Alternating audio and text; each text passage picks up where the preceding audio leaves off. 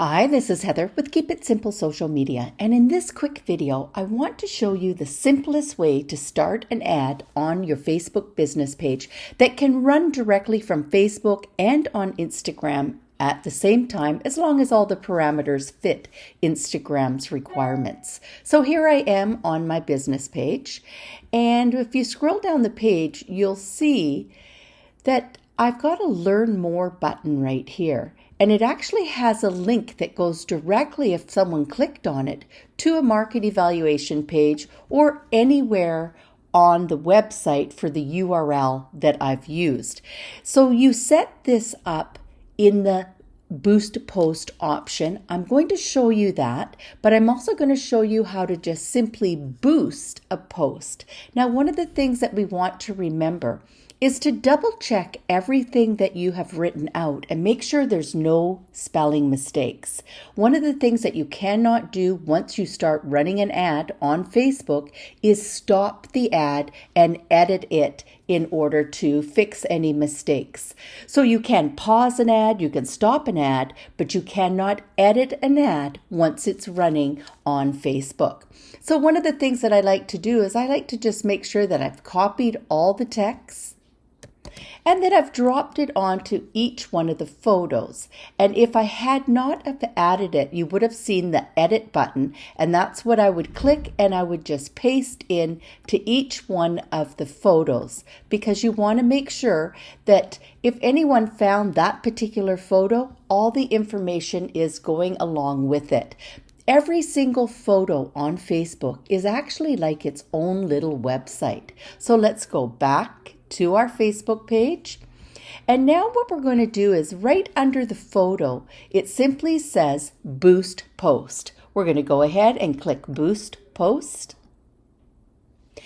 And now it opens up. If you're running several business pages, this is a good time to make sure where it says ad account up here on the right, that it actually has your ad account name. So you're charging the credit card that's associated with this business page. The next thing you want to do is, I like to have the advantage and the creative turned on. That way I can leverage Facebook's data. They know what they're doing. The next thing is I want to choose my button.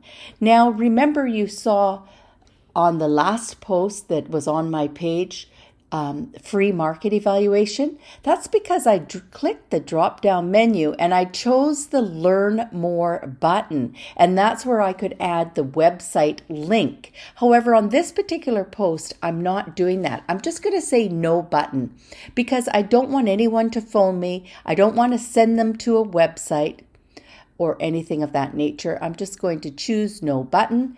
But because I'm in real estate, I have to have a special ad category. So you need to decide if you're a mortgage broker, you would need this.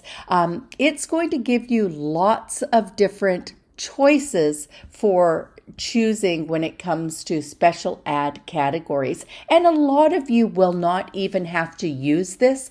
But unfortunately for us real estate agents and mortgage brokers and people in that type of industry, we do have to select that. So I'm going to turn it on. It is now on. And then we're going to go in here where it says audience. And if you're doing this from your smartphone, it takes a little bit more patience because Facebook makes you save items as you go through them. So right now I'm using my laptop computer, so it's bigger, it's easier to see, especially when it's your first time running an ad. So let's go ahead and click the little pencil. And this will give us the option to add the locations where we want this ad seen. I'm going to pick Calgary, Alberta, Vancouver. I like to go to Pemberton.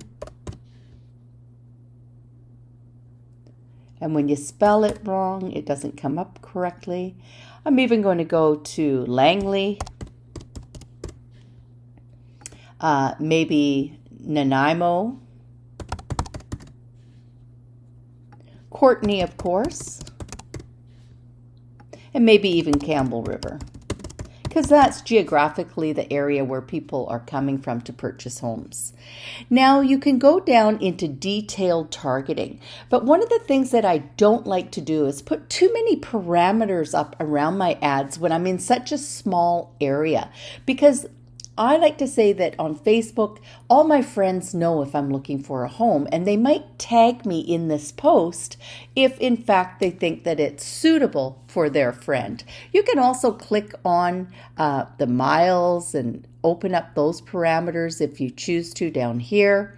I could have gone into real estate, architecture, cabins. I could have detailed what it is I think the buyers looking for. So if I'm in a different type of business and perhaps I'm selling yoga classes, I might look at the things that people that take yoga classes really like on Facebook, and I would put some of those targeting items in my detailed targeting, because that way it's a more specific than what real estate and housing is. So yes, I would go ahead and I would look up yoga, and I just start writing it, and then I would browse for all those items that are similar to yoga. And as you can see here, it starts alphabetically, and I would just have to click any one of these that I feel that are appropriate for my ad.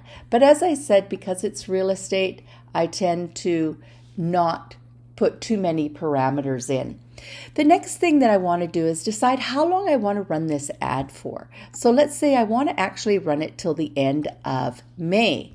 Well, I know that it costs about $1.25 a day to run an ad, so I simply could not put $14 in, because we get an error saying that we haven't spent enough money. So let's pull this out, and I like to spend about $35. I'm going to have to make this ad a little bit shorter, and there we go. Now, I like to look over on the right-hand side, because it also tells me over here my estimated daily results. So how many news feeds will my ad go into? And if I had chosen website clicks or things of that nature, Facebook would also give me an estimation of how many website clicks this ad could get. So then I just want to double check everything that I've done. It tells me how much I'm going to spend. It tells me my GST. So if you're a business that can write off your GST, this is a good thing to pull off quarterly. And if you're happy with how your ad looks and all your parameters, you're just going to go ahead and click publish. Now, this ad takes anywhere from 24 to 48 hours to be approved by Facebook, or Meta as the company's called today. So if you are a real estate agent and you have an open house, you kind of want to think about running your ads a few days before the actual open house in order to have the ad accepted and then to start filling into the news feeds. Now, you can always go over to your ad center and have a look at how your other ads are doing. And in other videos, I've showed you how to stop an ad, but I have also told you that you cannot edit an ad once it is running as an ad on Facebook. So I hope this helps you see how simple it is to just simply boost a post on your Facebook business page. And that post can also run on Instagram. Now, if you want to be more technical with your ads on Facebook, you would simply go into your ad center. Over to the right-hand side, you get 3 little dots, and you could visit your ads manager. It's much more complicated. It takes a lot more time. But if you feel like you want to take your ads to the next level, the ads manager is definitely the place you want to look at. Remember, everyone, let's keep it simple.